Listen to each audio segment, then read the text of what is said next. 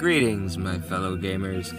It is I, Wraith, bringing you news from beyond the mirror from the other world. Today, I wanted to do another guide on Seven Nights. A friend of mine on my YouTube page has asked about the mastery quest on the daily, not daily, but beginner's quests. There is a quest for mastery. Now, I'll be honest with you, my friend. I barely and vaguely remember the mastery quest, especially for the Korean version. It was so long ago. And all I really remember doing, and I know there was a separate server, I believe, and they had a daily quest there too. And if I can, from what I can remember from that one, is I believe they just wanted me to upgrade the first set, and that's to this savior skill right here. And if that doesn't work, try upgrading it to at least this skill right here, and that shouldn't take long at all. But I highly doubt that, because I don't remember them wanting me to upgrade this entire sheet, because that would just be too much work.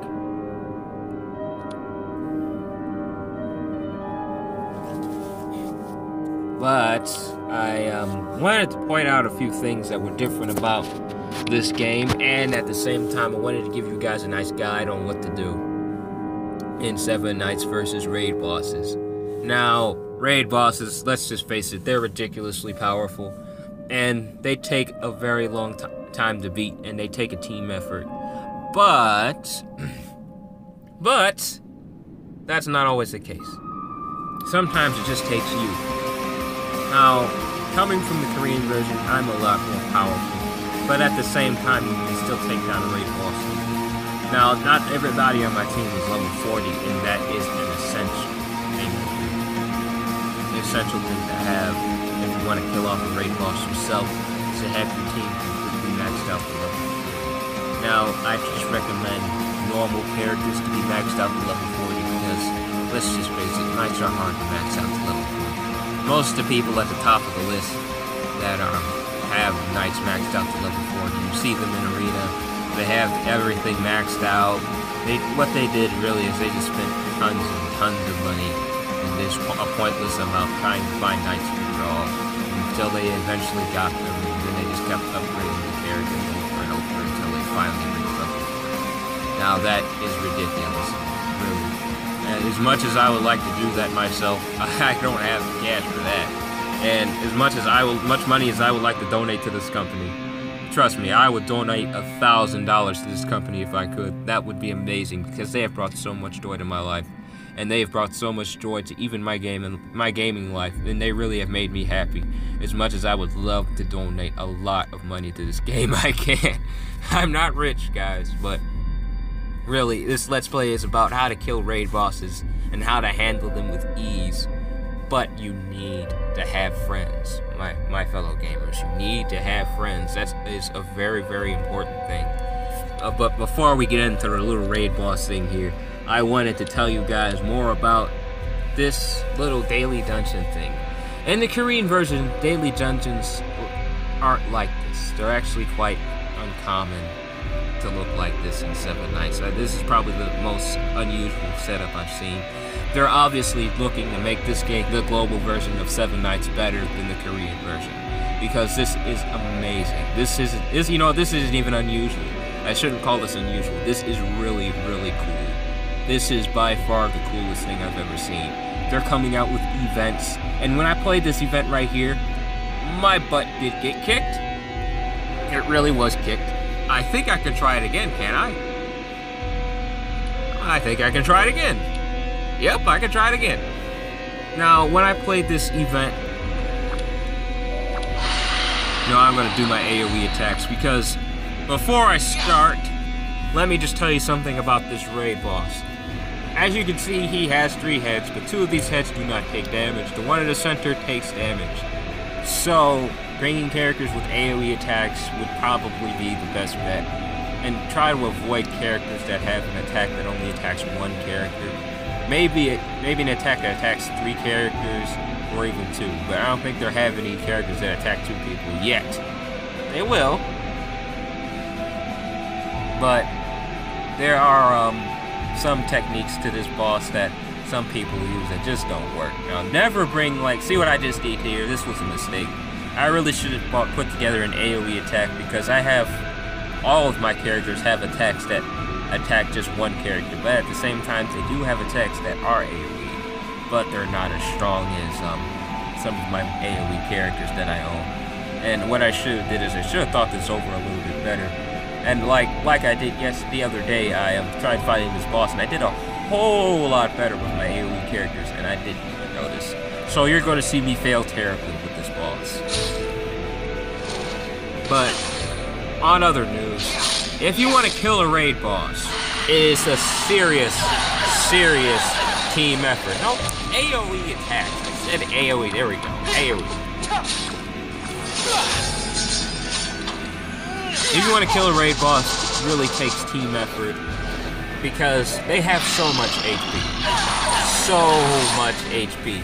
And it's impossible to take it down by yourself unless you're like this serious beast. Now, I'm pretty sure there are some players out there, like I said, there are some players that have maxed out knights, which is ridiculous, at the beginning of the game so soon, and I haven't even maxed out any of my knights yet.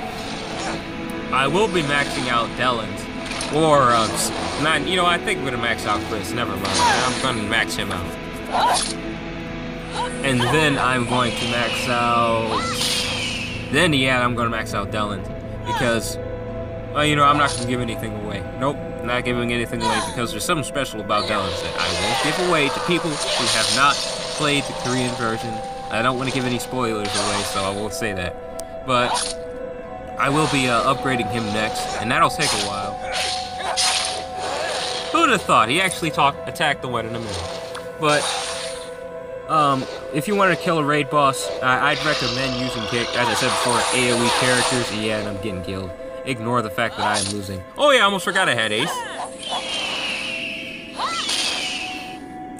He's probably not going to do any better, though. AoE attack first.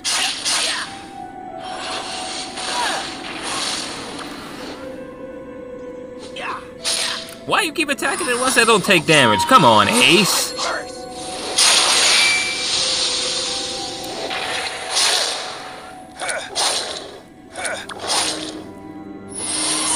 Hey, I think he attacked the one in the middle. He sure did. Nice. Nice job, Ace. Nice. I actually own Ace, by the way. Now, a lot of you probably already own Lord's characters. Probably already own some of the 4 Lords because of the 200-day login thing. Now, oh, come on. Now, a while ago,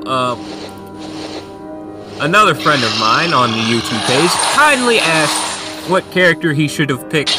I would have picked Lu Bu, honestly. He needed a character with piercing. I would have picked Lu Bu, but he wasn't available, unfortunately. So yeah, if you're still wondering, just pick Ace. He probably already picked Ace by now, or Spike, but I probably would have picked Ace because, well, he's not as strong as Spike, but he does have that debuff on him, and he does have that great passive unique. Where is he? I know I have him over here. Yeah, there he is.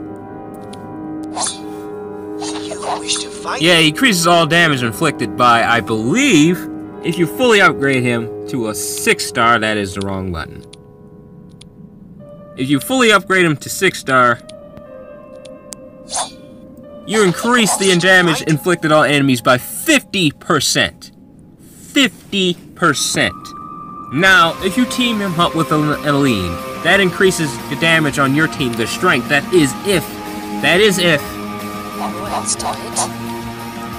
you have all physical-based characters on your team.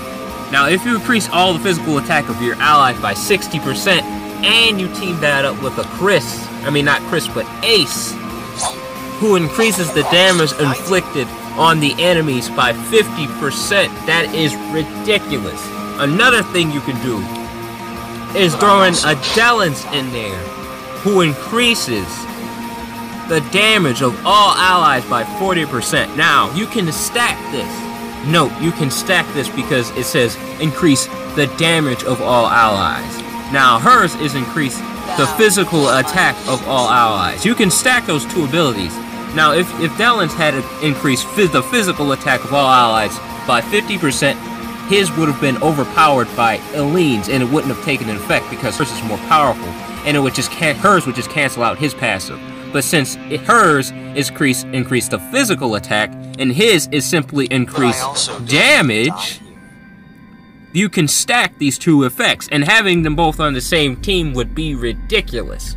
But always, I believe I told you guys this in another video, have a character that has a debuff immunity. That puts debuff immunity on your entire team. There will be more characters on the English version in the future that have this passive unique, but I couldn't urge you enough to always have a spike on your team, because people in Arena will go hog wild with those status effects, and they will destroy you if you do not have a status effect character on your team that has an immunity to status effects. You need a character like that on your team. There is no ifs, ands, or buts. You need a spike. That's just it. I don't care if you have a tank. I hope your team is full of really powerful tanks who have great resistance. If you don't have status effect resistance, you will die. Because death, first of all, is the most powerful status effect in this game. Because if you get attacked by it twice, you just die. So you need to have someone who has resistance against debuffs. You really need that. But yeah, that is all the time I have left for my video, guys. I hope you enjoyed it, and I will be making more guides in the future. Well, I wanted to ask you guys one last thing before I finish this video. I was thinking about making other games, other Netmarble videos. Now, I love Netmarble so much. They're such a nice company. They're always replying to my comments. They're always sending me feedback. They're just great people. Not on my videos. They haven't been sending me any feedback on my videos because I'm not that popular yet. So they haven't been sending me anything like that yet. But hopefully they will. And I hope to get in contact with the developers eventually so I can get some really cool things done with this YouTube page. But really, I am thinking about doing more Netmarble games. And hopefully, as I said before, I will be doing console games too. It won't just be 7 nights here, guys. Also, don't worry about that. I will be doing multiple videos on RPGs because I am an RPG expert. I grew up on RPGs. Literally, my entire gaming life has been based on RPGs. I grew up playing Final Fantasy. I grew up playing all those games. Even though my favorite game is still Gears of War, but I still grew up playing RPG games, and I'm really knowledgeable with them. If you guys want me to do that, just let me know. I will be happy to play other video games for you guys. And I would be more than happy to make Let's Plays on those games as well, because 7 Nights is just one game. I can't keep doing one game forever, because that'll just get boring. And I can't make it like years and years on guides and 7 Nights. That just wouldn't be very fun now, would it? I'm pretty sure you guys would agree.